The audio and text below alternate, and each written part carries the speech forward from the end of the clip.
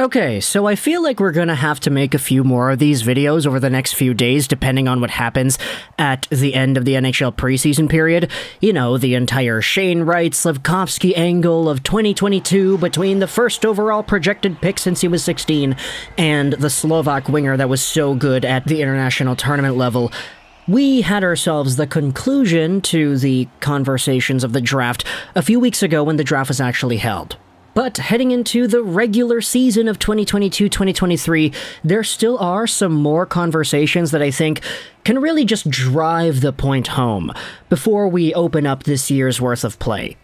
Talking about the AHL, talking about the NHL, talking about who's going to stick around, who's going to go down, and I think there are a few angles that we definitely can explore when it comes to Montreal Canadiens forward Juraj Slafkovsky, but this video is not that video. We'll go over these things a little bit more as the days go on and the regular season commences. But today I wanted to talk about the 4th overall pick at the 2022 NHL Entry Draft, Kingston Frontenac center and current Seattle Kraken guy Shane Wright, and what his profile has looked like so far in the preseason and what we can expect based off of these statistical comparable players that are available historically.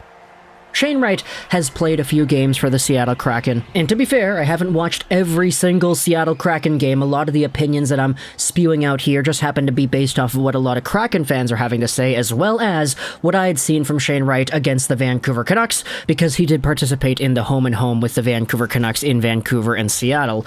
But when it comes to the way Shane Wright has played in the preseason so far, he definitely has not been like Connor McDavid, for example. I think that's the easy comparison to make with any first overall guy. Oh my gosh, is he McDavid? Is he Matthews? Is he going to get 30 goals and 100 points right off the bat? Shane Wright so far in the preseason's worth of play has played pretty much like a 4th overall pick, wherein he's not really the best, biggest, baddest game changer out there, but he's certainly not bad. A lot of the things that made Shane Wright so good and effective at the OHL level were his ability to just read the play and cerebrally snake around, looking for open pockets of space and exploiting them whenever he would get the puck. He was never really a guy to have his foot down on the gas pedal, 110%, pedal to the metal, motor always running, because he just didn't need to be. Shane Wright was so skilled and effective at reading the game that all he needed was just a split second's worth of time in order to exploit what was available in front of him. That's why at the OHL level you could see some people debating whether or not his work ethic was all too strong or his defensive commitment was all too strong, because Shane Wright just didn't need to do as much as other players needed to do. Fast forward to the NHL, though. After getting taken 4th overall, getting passed over by Montreal, New Jersey, and Arizona, Shane Wright is in a blue, teal, and red sweater. I guess that's the right way to say it, right? Right. He's there in the Seattle Kraken system doing some pretty good things. There actually was some really nice, nimble moves that he pulled off in the Vancouver Canucks games that I saw. And I think the most effective one was where Shane Wright was dashing down the right wing against Jack Rathbone, I believe it was, and then he quickly pivoted, did a nice little cut into the inside, spinning his back in front of Rathbone, and then he quickly moved over back to the opposite side where he was skating initially in order to completely juke Rathbone out of position and gain the open right side lane. You also had yourself Shane Wright doing a few things on the power play where he had some open looks, he took some shots, they turned into rebounds, and eventually they turned into goals. Shane Wright, though, was not perfect, and you could see that in the overtime as well. I think everybody could unanimously agree that when it comes to Shane Wright's welcome to the NHL moment, quote-unquote, it's probably that moment in the overtime where Elias Pettersson completely mistook Wright for a pylon because he just dangled right by the guy at the Seattle blue line on a break-in, and he got through with no problems. Shane Wright just got completely turnstiled, and I get it, it's preseason, it's overtime. These are not really the best plays that any of these players are going to be able to make, but Shane Wright, I mean, he did get posterized for a little bit. You could say that's his welcome to the NHL moment, but pretty much when it comes to the way that Wright has been playing, he hasn't been bad. He's been an NHL caliber player with the way he's displayed his skills on the ice. And it goes to show that there's no real benefit that Wright is going to have if he goes back into the OHL system with the Kingston Frontenacs and starts dominating that team over there. There really is a lot more to gain for a player in the style of a Shane Wright to stay in the National Hockey League and just kind of get his mind up to speed with how NHL players play the NHL game. because he's always been so smart, and these are the things that are going to help him develop into a much more effective player faster. There isn't really any rushing for Shane Wright here because he's already so polished, and I guess you could see that that's definitely translating so far early on in the preseason. Now, let's go over the entire reason I'm even making this video. Is because we have ourselves a Twitter user by the name of Chase McCallum. He writes NHL content for Action Network. What he did was he posted a graph of Juraj Slafkovsky player comparables that actually did not really look all too great. Now, we're going to make another video talking about that as the days go on, but for this Shane Wright one, there actually was a follow-up tweet to the Slafkovsky graphic with a Shane Wright graphic. To contrast Juraj, here is Shane Wright. Wright's comparable players have generally been superstars, including David Pastrnak, Tyler Seguin, and Leon Draisaitl. Yeah, I know, that's a really bad spelling mistake, but we'll let it slide for now. And even those who were drafted too high usually had NHL careers like Ryan Nugent-Hopkins and Cody Hodgson.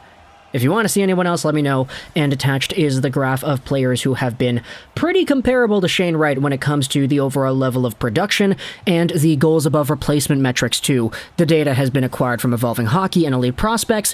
You could see that the players that are more so in the territory of Shane Wright in terms of build, goals above replacement, points, production, etc., you have yourselves Alex Wennberg, Colin Wilson, Seguin, Kadri, and then Draisaitl and Pastrnak are the extreme examples.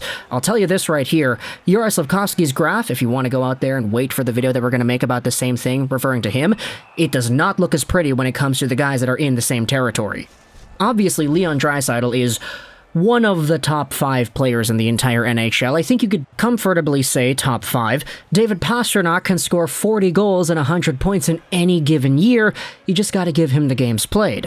Nazem Kadri scored at a 100-point pace this recent season, and Tyler Seguin was a former point-per-game guaranteed 70-point guy in his prime. Unfortunately, he's not really that anymore.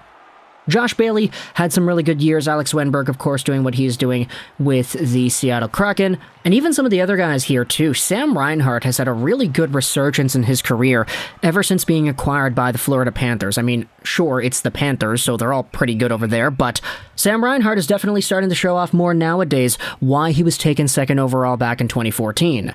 Heck, even if you go to the bottom, Ryan Nugent-Hopkins is not a bad player. He's a pretty solid top 6 forward for the Oilers, and I think a lot of Oilers fans would say that there is tremendous value in Nugent-Hopkins and the way that he plays the game. Cody Hodgson is a little bit of a different story here because he's a guy that really had his career just taken away by injuries. Trust me, as a Vancouver Canucks fan, we all kind of knew how good Cody Hodgson was supposed to be able to be. Like, you think about Bo Horvat and everything that he is, Cody Hodgson was supposed to be that and more. Except earlier. It's just, he had himself some really bad hockey-threatening illnesses that held him back from ever becoming a true star. But if these are the players that Shane Wright is comparable to the most, I feel a lot more confident in our assessments that this guy should have been a first overall guy. Because, let's face it, Leon Draisaitl is an Art Ross Hart winner. David Pastrnak is a Rocket Richard winner. Tyler Seguin was near the top of the NHL in points during the dead years where you had yourselves guys like Jamie Benn winning the Art Ross. Not to mention the fact that Nazem Kadri is here too. If Shane Wright becomes like any of these players in his prime, I think a lot of people would go out there and say, yeah, that's kind of what we expected. I mean, we all thought he would be first overall ever since the guy was like 16 years old, so if he has a career where he's getting 90, 100, 110 points every season, that should not be too surprising to anybody. Now, we know that there is a Juraj Slafkovsky, a Nemec, and a Cooley that went above him, so we'll see where their careers go in the long-term future as well. But when it comes to Shane Wright and him being compared to these players, I want you to talk to me in the comment section below. How much do you think these comparisons fare? Because for guys like Pastrnak and Draisaitl, these were both 2014 acquisitions, and they were pretty good to start off their NHL careers and really good shortly after. It didn't take them too long to become game-changing NHL players. For Nazem Kadri, he was always effective, but he never really became what he is today until today. Tyler Seguin was good earlier on, but we all kind of know the drop-off that he had as well. So, talk in the comments, though, all your thoughts about Shane Wright, the comparables over here to these NHL players, and the Juraj Slafkovsky thing as well. If you did take a look at the graphic, then hey, let me know your thoughts on what you want me to focus on when we make that Slafkovsky video in a few days, I guess. And I guess we're going to make another video, one final video in the coffin, when it comes to the NHL startups. Because if Slafkovsky starts in the AHL and Wright's in the NHL, boom, there's a video topic, baby. But I hope you enjoyed this video, Juraj Roll 99, and bye.